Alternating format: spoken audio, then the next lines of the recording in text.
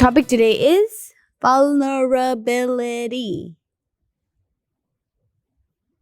It's the sum total of the work I've probably undertaken the last 35, 40 years.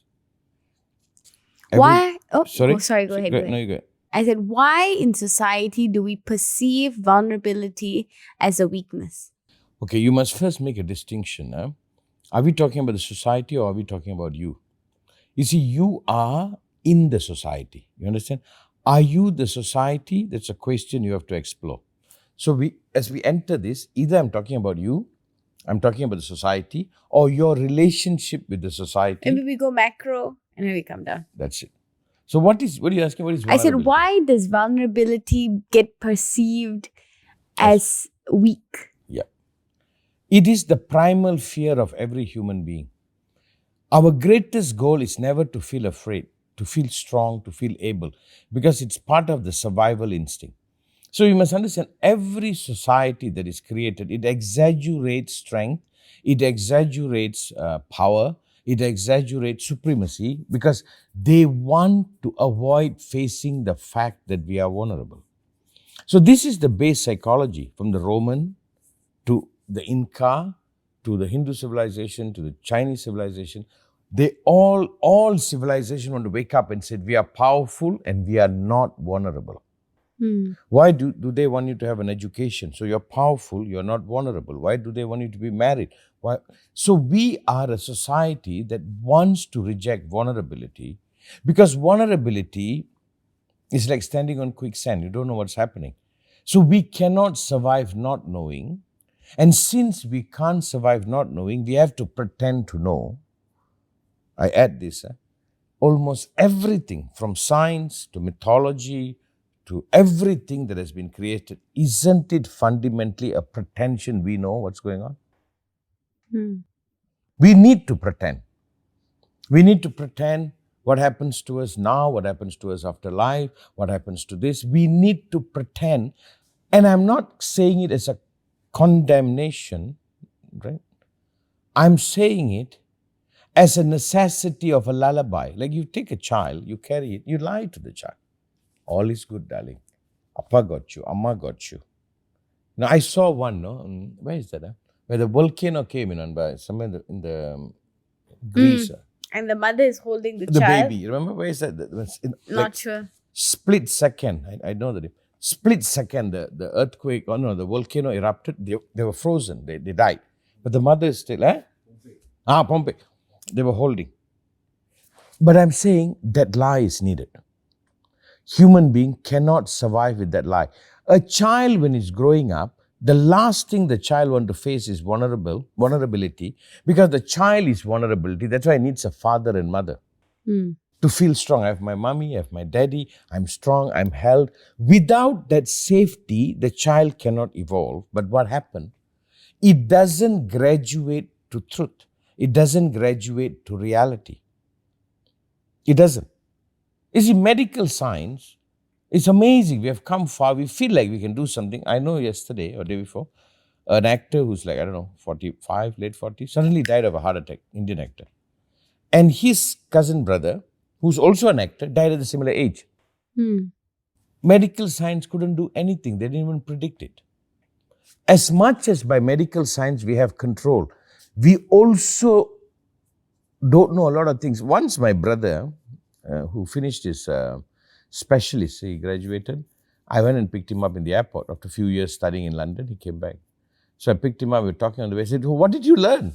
He said, we know what we know and we know what we don't know.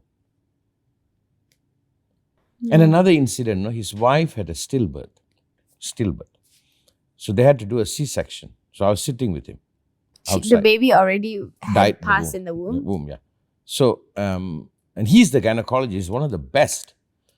And I was sitting with him and he was so nervous. I said, you are the doctor, you know what's going on.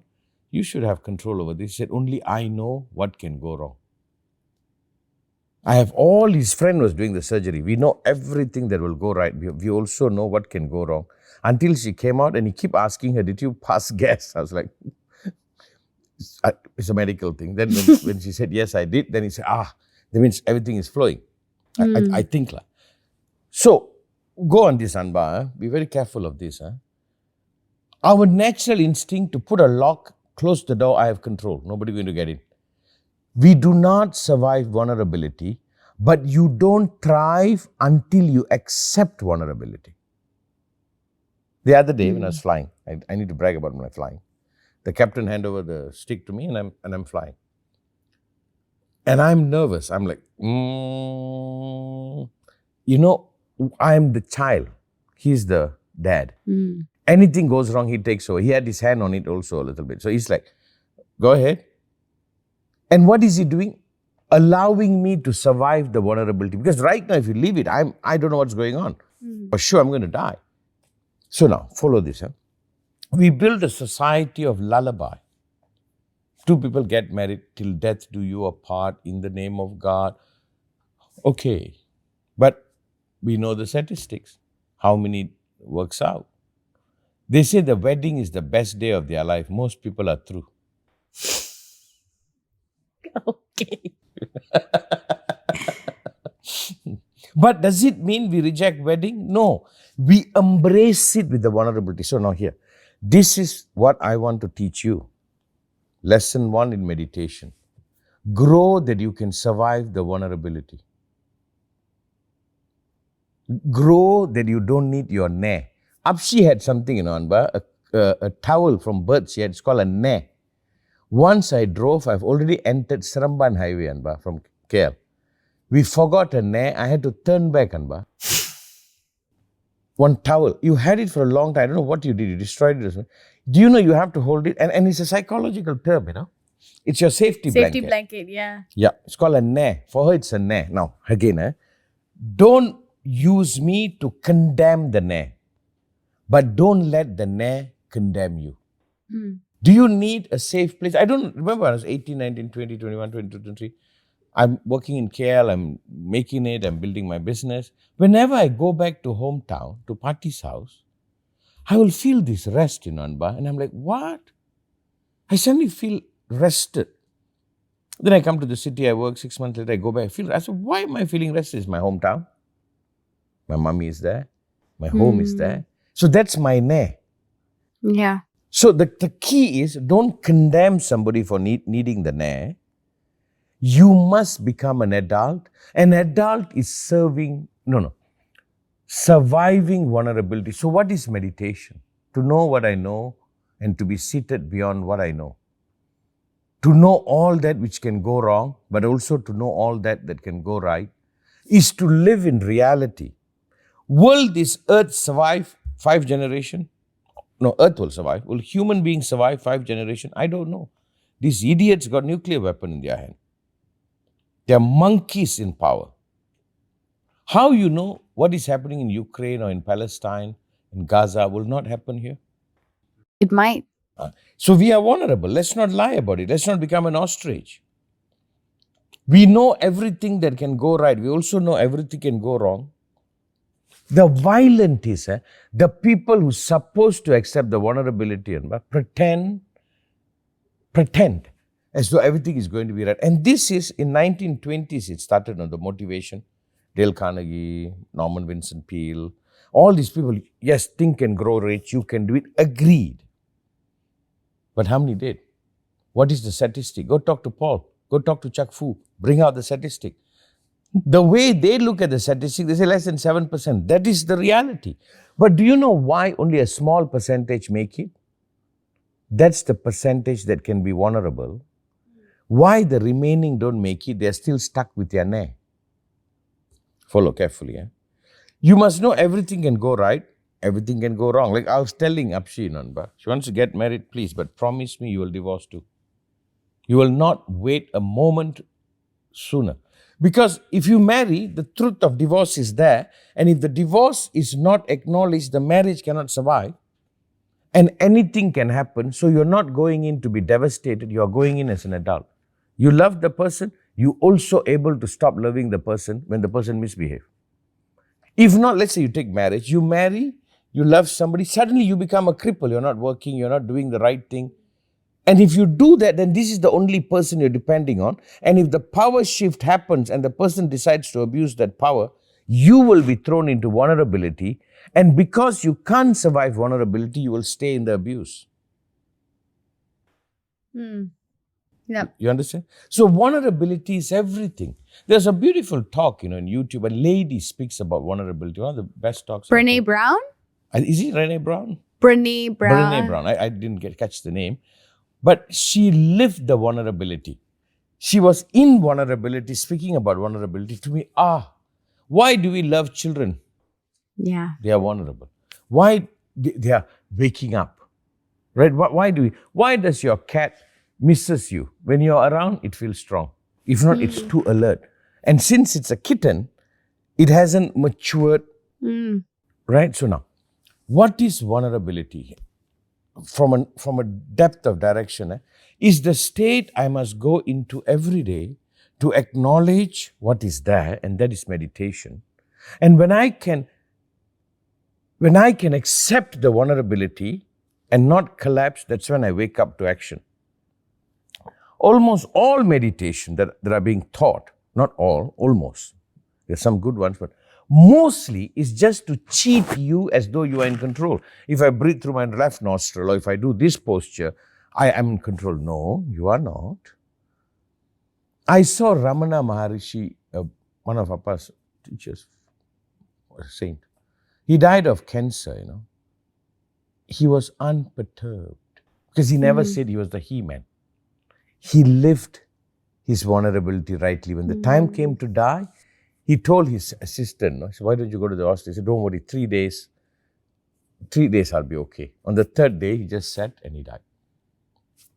Once I saw Osho being arrested, and he was in handcuff, and I have never seen anything more beautiful.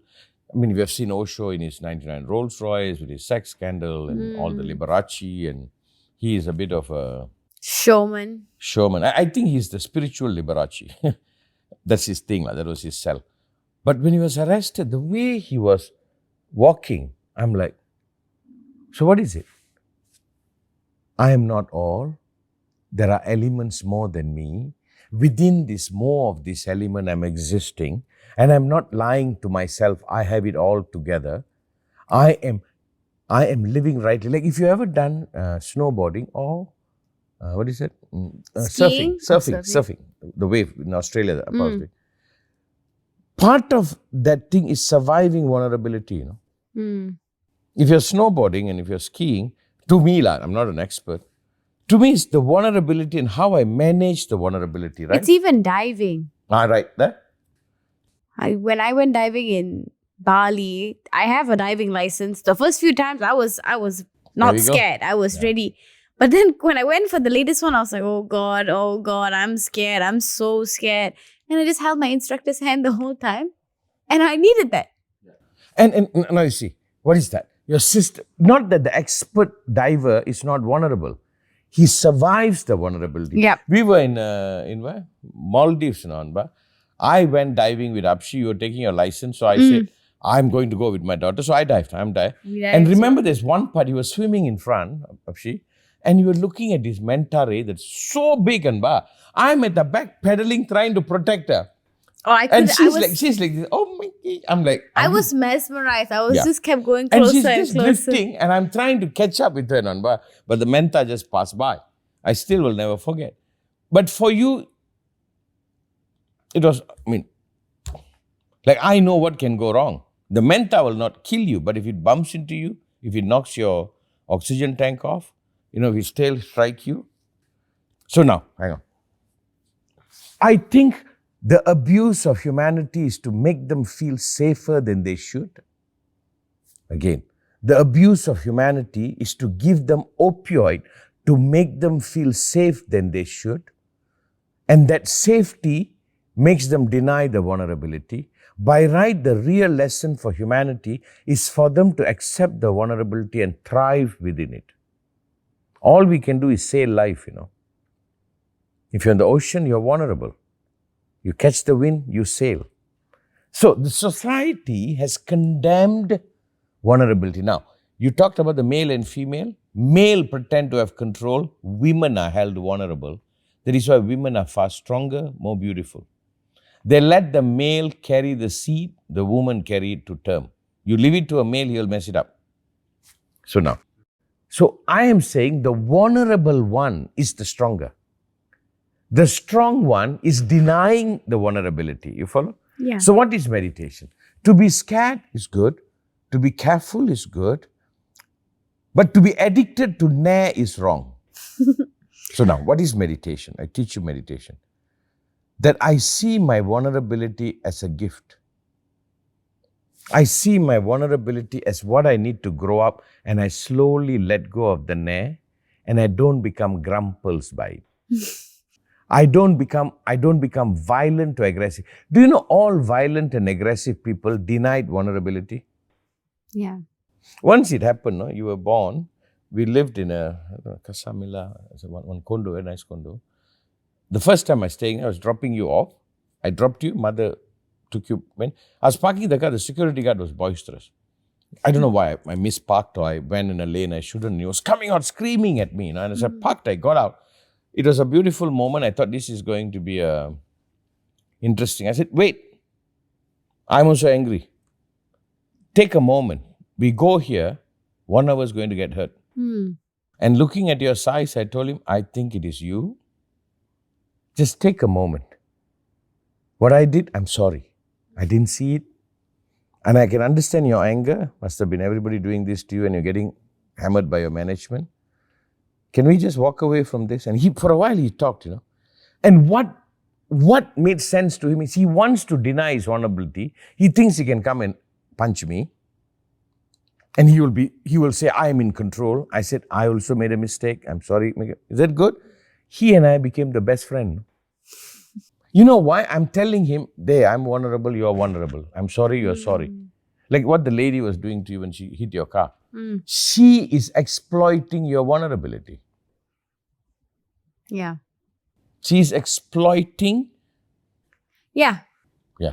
But so if I accept my vulnerability, I'm flawed too. I also don't know what the hell is going on. I'm doing the best I can. Something happens, Isn't it? Yeah. But why do you think that vulnerability is conflated with weakness? No, that's what the society did to you. You are telling, I'm a person who's doing the best I can. The society doesn't want to accept. The society wants to celebrate somebody who pretends total control. Sorry to use this example. What do you think Trump is? He is a convicted felon now. He's got sexual abuse cases, everything, but he's like, I'm in control. I'm in control. He is giving the people who want to pretend they have control an icon to emulate towards. You know what is awareness? Threading a needle. Take a needle, take a string, especially with my eyesight. It's a very vulnerable action. You get it, you don't get it. That awareness only happens when ability and vulnerability meets. Ability and vulnerability meets. Ability doesn't override vulnerability. Vulnerability doesn't dismiss your ability. The marriage of vulnerability and ability makes you centered. Yeah, and I think that like the negation of vulnerability in like life and relationships and friendships and this notion that we shouldn't show that we care. It's like spoils everything. Like if you think of like modern day dating, people don't want to tell you that they like you. They don't want to act like they miss you. They don't want to text you. They want to, but they don't want to be vulnerable to that emotion. I remember I was seeing this one guy and he was just like, we're being really vulnerable.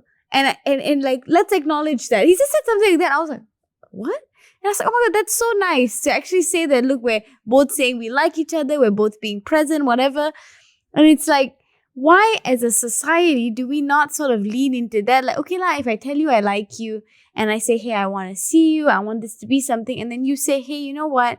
I don't think I feel that way about you. I'll be sad.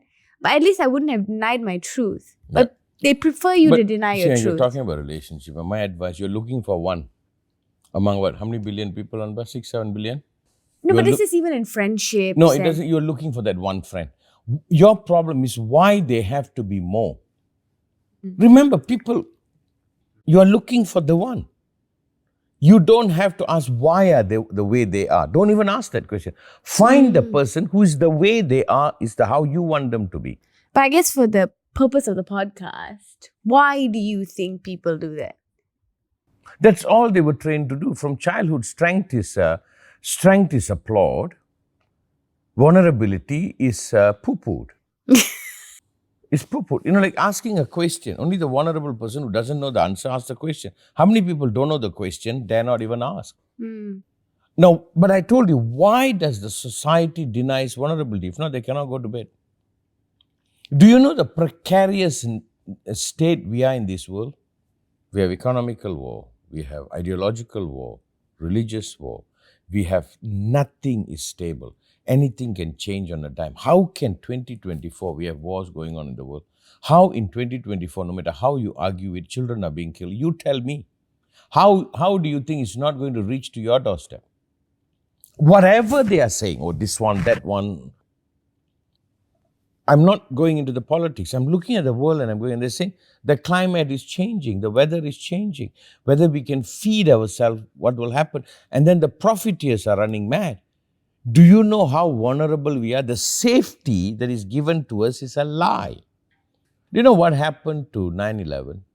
One of the countries that created the greatest safety for themselves was infiltrated. Yeah. And it has been how many years now? 20 over years? We still haven't recovered, Every airport you go in, they're still paranoid. Yeah.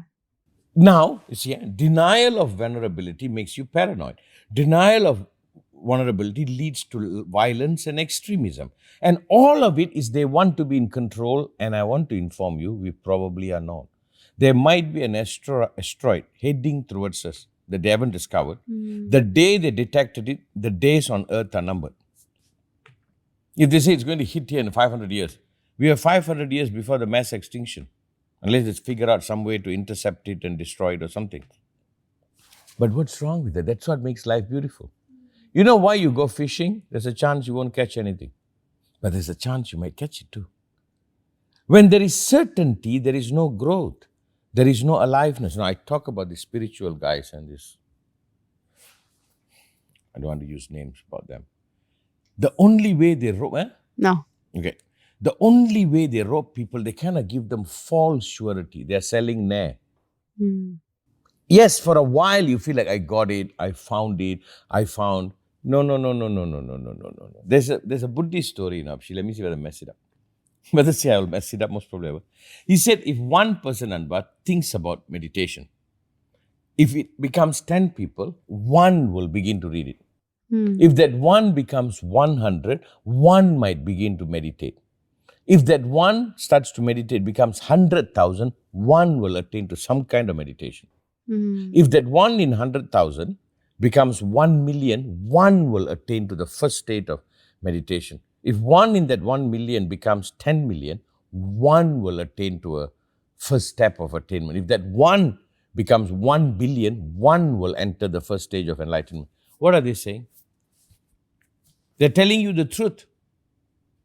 They're telling you how difficult, how precarious. Sometimes I used to go to the art store and I see all the paints, the expensive paints. Like I use Michael Harding and Old Hollands, and these are good paints. Thousands of tubes. I used to wonder how many of this tube is going to end up in a canvas and that painting will last 100 years. By right, 99.9% will go to waste. Tell me, they made the paint, they sold it, somebody bought a canvas, painted on it. In 100 years, one painting, will it stay? What is the number? But that's life. We are the byproduct of that vulnerability. Human beings are the greatest fluke if you follow science. So now, why does society, why does society reject vulnerability? They are still kids. They need a fairy tale story. They need all of it. What are science, psychologists are doing? Trying to get us to catch up to what is actually here. You know what God is? the only refuge when you survive vulnerability or to enter vulnerability. God is not an escape of vulnerability. Right? But now, what happens when you accept vulnerability? The best of you wakes up. That is why when you're skiing and you're snowboarding, when you're doing something extreme, or when you're doing poker and you go all in and that guy has 5 outs and you got 10 outs, and whether you hit your card, that's what makes life. I almost feel dopamine, which now they think is the greatest drug on our brain, is only available when you're vulnerable. And whenever you are not vulnerable, it's not released, then we find other means to release. It's a wrong way. If you eat chocolate, you release dopamine, it's wrong. It should be the result of surviving something vulnerable. Follow? Yeah. I am saying, embrace it, like Kudambai will say. வெட்ட வெளியில் வெறும் பாலாய் நின்றதை இஷ்டமாய் பாப்பாயடி குதம்பாய், இஷ்டமாய் பாப்பாயடி. You know what Kudambai? Kudambai is a Hindu enlightened master, was a poet. Many thousands of years ago, I accidentally discovered it. And he has beautiful poetry. He says, Vetta veliyil, in an open sky, Vetta veliyil, varum palai. Palai means ruin. I'm standing in the open sky, ruin, which is vulnerable too. You can use it as one. I'm standing in the open sky, ruin. You shall look upon it as istama. You shall look upon it with delight, Like you love a boy, let's say. And you don't know whether he'll love you back. That vulnerability, he said, look upon that vulnerability as delight. Because in that vulnerability, if there is anything beyond this, it only lives there.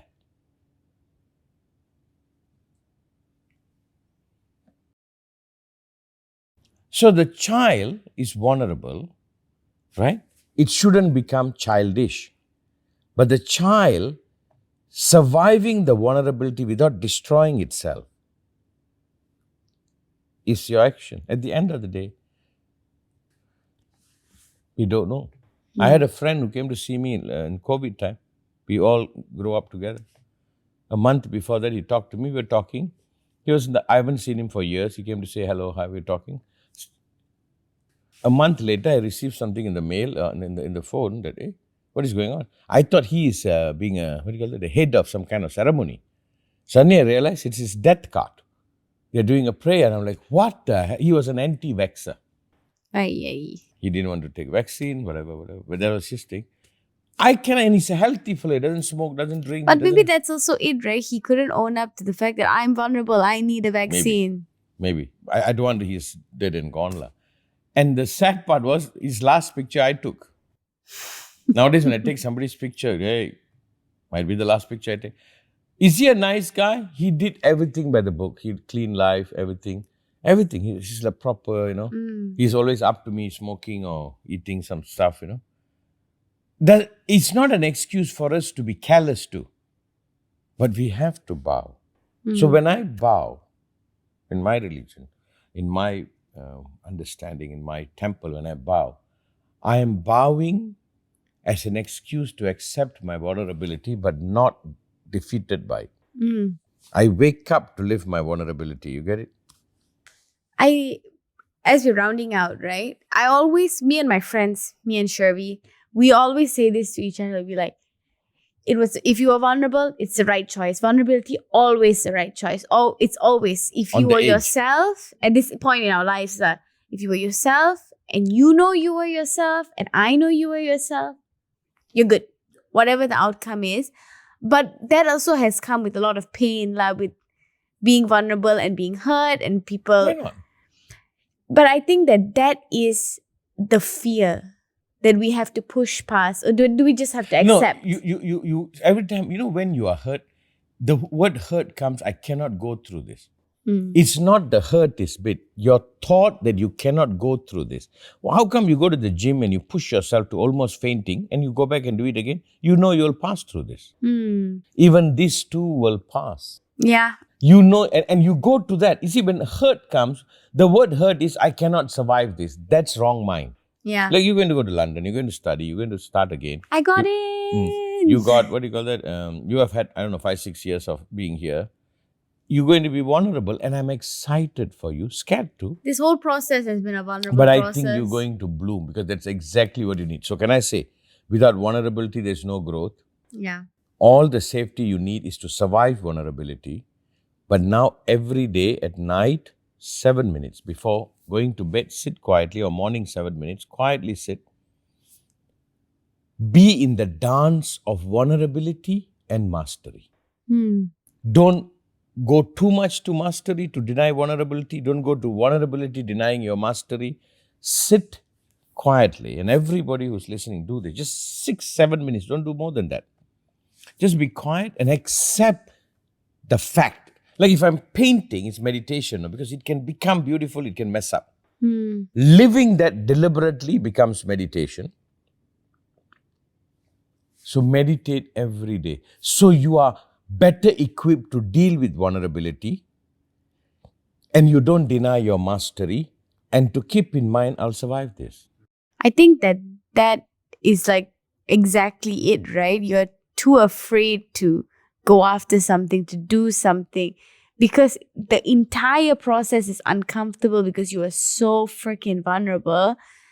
And then you can feel disappointed and you can feel like crying, but you'll be fine. Yeah, and that's when you sit. Don't fold hand. You sit 7 minutes every day. Do it when you feel like doing it. 7 minutes every day. Just 7 minutes. Set your alarm. 7 minutes, not more. Just quiet. Or play a music for 7 minutes. That period, you are, like Osho used to say, supreme activity, supreme relaxation. I'm saying supreme mastery, supreme vulnerability. Like there was a beautiful story, a statement made by this famous artist. He painted this. How the hell did you get that color? He said, I don't know. He afterwards, I don't know. That means he is not this masterful artist, He is also in the dance. Like I think this podcast is like, we don't know what's going to happen. We survive. We didn't pretend that we know completely.